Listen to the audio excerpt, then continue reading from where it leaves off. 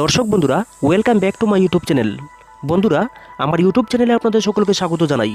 তো চলুন বিভিন্ন স্বনামধন্য পত্র পত্রিকায় প্রকাশিত কয়েকটি বিশেষ খবর দেখে নেওয়া যাক। ত্রিপুরা দুপুরে প্রকাশিত বিশেষ খবরটি হল জেলা শাসকের অসাংবিধানিক মন্তব্যে তোলপাড় শিক্ষক সমাজ। ইনক্রিমেন্ট বন্ধ, অন্য জেলায় বদলি, স্বেচ্ছা অবসরে পাঠাতে সুপারিশ। পশ্চিম জেলার বিদ্যাজ্যোতি কমিটির চেয়ারম্যান তথা জেলা শাসকের মন্তব্যকে ঘিরে তীব্র আলোড়ন সৃষ্টি হয়েছে। চরম ক্ষোভ দেখা দিয়েছে রাজ্যের শিক্ষক কর্মচারীদের মধ্যে। জেলা শাসকের চেয়ারে বসে একজন ব্যক্তি কিভাবে এমন মন্তব্য করেন তা নিয়ে বিস্ময় প্রকাশ করেছে বিভিন্ন মহল। বিদ্যাজ্যোতি স্কুলের ফলাফল নিয়ে শুক্রবারই পর্যালোচনা বৈঠক অনুষ্ঠিত হয়েছে পশ্চিম জেলার জেলা শাসক অফিসের কনফারেন্স হলে। অভিযোগ, ওই বৈঠকে পাসের হার নিয়ে বিদ্যাজ্যোতি কমিটির চেয়ারম্যান হিসেবে স্কুলের প্রিন্সিপালদের রীতিমতো তুলুধুনু করেছেন তিনি। তাদের গুম করে ফেলার হুমকির পাশাপাশি অভিভাবকদের দিয়ে গণদোলাই দেওয়ানোর কথাও বলেছেন। পর্যালোচনা বৈঠকে জেলা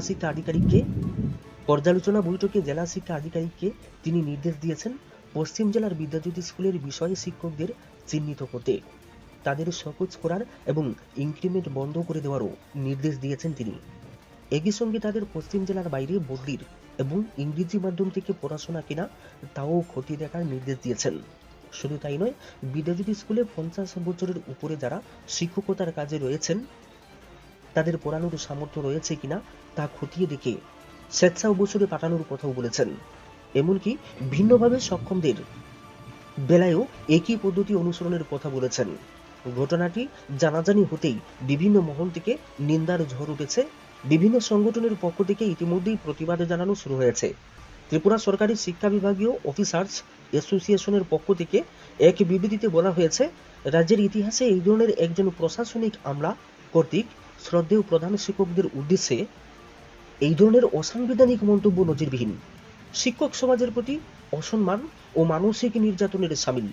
আমরা আমাদের সমিতির পক্ষে এই ধরনের মন্তব্যের তীব্র প্রতিবাদ জানাচ্ছি।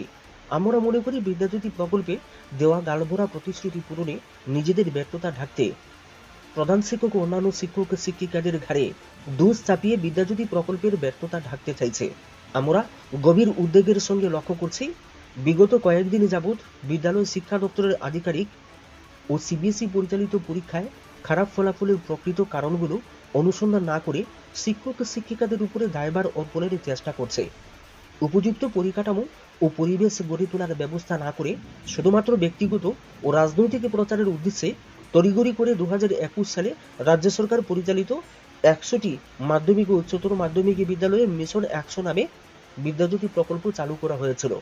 পরবর্তী সময়ে আরও 25টি বিদ্যালয়কে এর আওতায় আনা হয়েছিল। বিদ্যালয়গুলোর অধিকাংশই বাংলা মাধ্যমে পড়াশোনা হয়। ত্রিপুরা মধ্যশিক্ষা পর্ষদের কর্তৃপক্ষের সঙ্গে আলোচনা ছাড়াই বিদ্যালয়গুলোকে টিবিএসসি থেকে সিবিএসইতে নেওয়া হয়েছে। যদিও সিবিএসইতে এফিলিয়েশন পেতে যে সকল শর্ত পূরণ প্রয়োজন তার অধিকাংশই এখনো পূরণ করা হয়নি।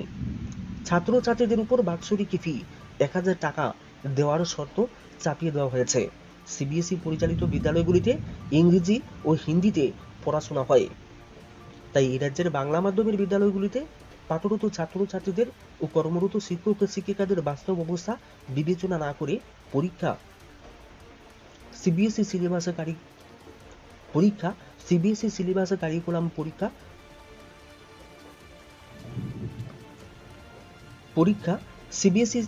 কারিকুলাম পরীক্ষা পদ্ধতি চাপিয়ে দেওয়ার পরিণতিতেই এইবারের তাই প্রশাসনের আমলাদের এই ধরনের ঔদ্ধত্যপূর্ণ নেতিবাচক আচরণকে সমিতি তীব্র নিন্দা জানিয়েছে ও গুণগত শিক্ষা প্রদানে উপযুক্ত পরিবেশ গড়ে তোলার জন্য কর্তৃপক্ষকে উদ্যোগ নেবার সুস্পষ্ট দাবি রেখেছে।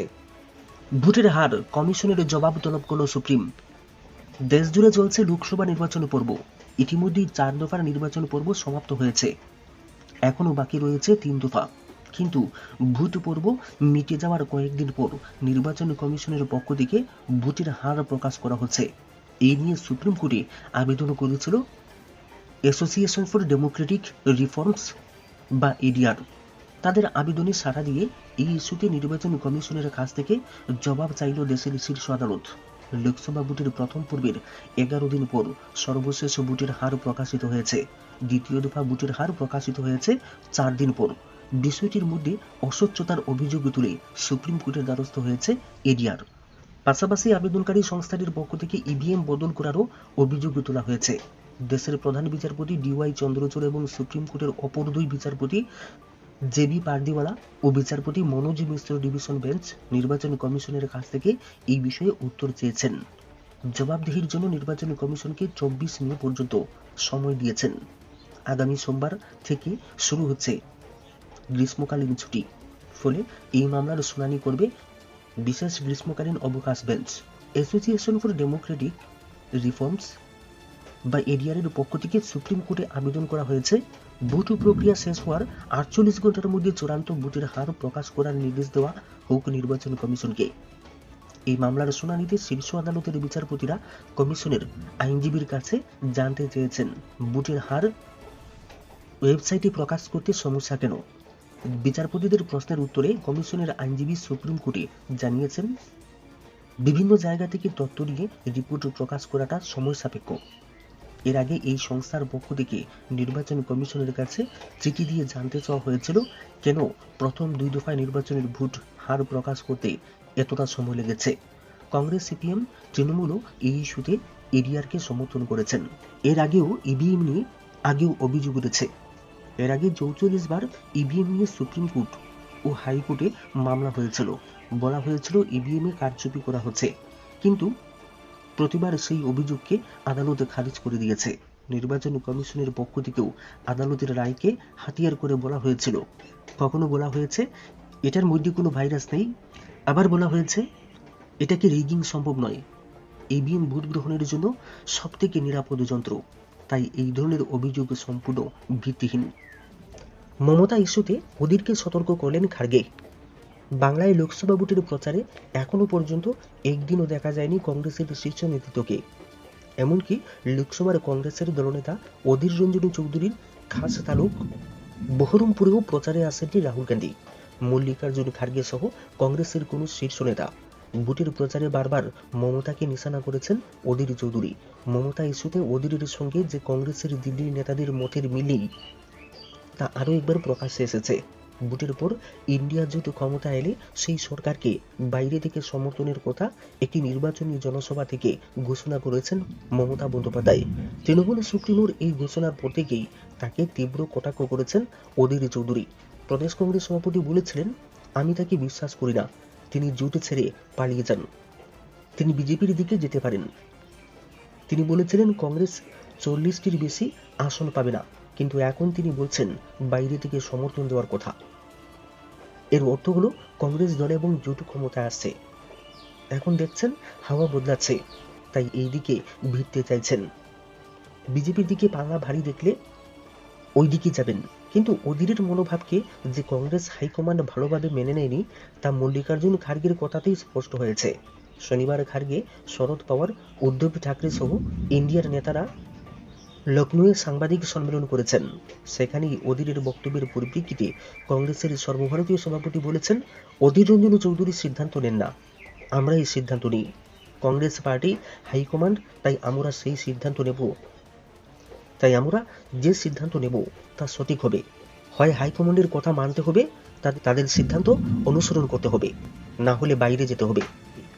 মমতার জোট সরকারকে বাইরে থেকে সমর্থন দেওয়ার প্রসঙ্গে খার্গে বলেছেন, মমতা বন্দ্যোপাধ্যায় প্রথমে বাইরে থেকে সমর্থনের কথা বলেছিলেন। বাইরে থেকে সমর্থন কোনো নতুন বিষয় নয়।